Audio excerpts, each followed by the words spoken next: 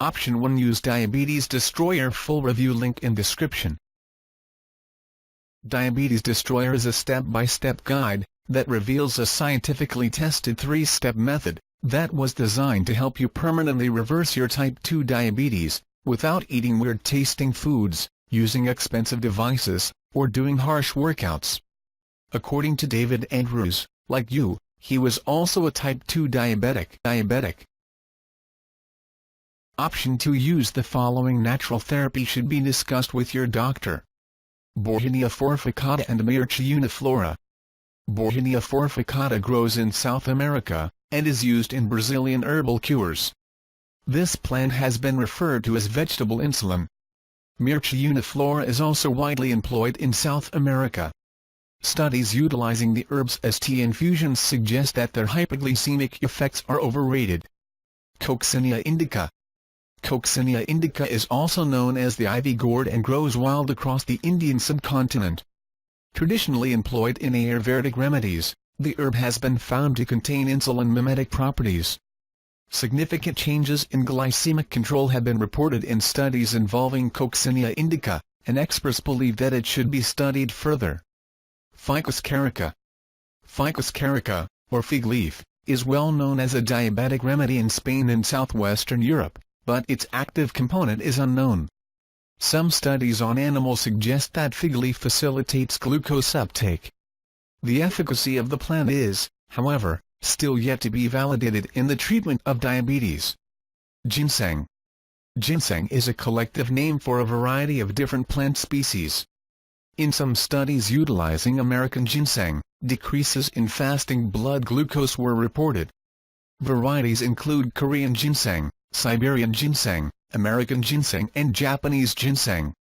In some fields the plant, particularly the Panax species, are hailed as cure-all.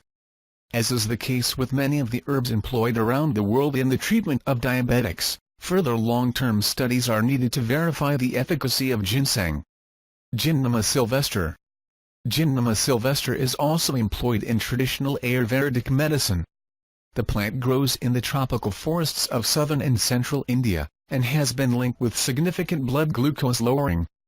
Some studies in animals have even reported regeneration of islet cells and an increase in beta cell function. Mammardika charantia. Mammardika charantia goes under a variety of names and is native to some areas of Asia, India, Africa and South America. Marketed as charantia, it is also known as Karela or Kerala and bitter melon. The herb may be prepared in a variety of different ways, and may be able to help diabetics with insulin secretion, glucose oxidation and other processes.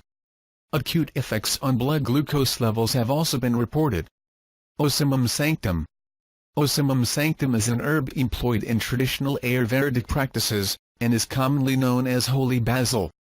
A controlled clinical trial showed a positive effect on postprandial and fasting glucose, and experts predict that the herb could enhance the functioning of beta cells, and facilitate the insulin secretion process. Opuntia streptacantha. Opuntia streptacantha is commonly known as the prickly pear cactus in the arid regions where it grows. Inhabitants of the Mexican desert have traditionally employed the plant in glucose control. Intestinal glucose uptake may be affected by some properties of the plant, and animal studies have found significant decreases in postprandial glucose and HbA1c. Once again, to validate the prickly pear cactus as an effective means of aiding diabetic patients, long-term clinical trials are needed. Silybum marianum. Silybum marianum is also known as milk thistle, and is a member of the aster family. Silymarin contains high concentrations of flavonoids and antioxidants, some of which may have a beneficial effect on insulin resistance. The role of milk thistle in glycemic control is little understood. Trigonellophonum graecum. Trigonellophonum graecum is known as fenugreek and is widely grown in India, North Africa, and parts of the Mediterranean. It is also a part of Ayurvedic treatment, and is used extensively in cooking.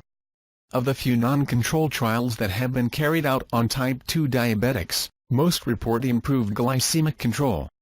Further study is certainly warranted.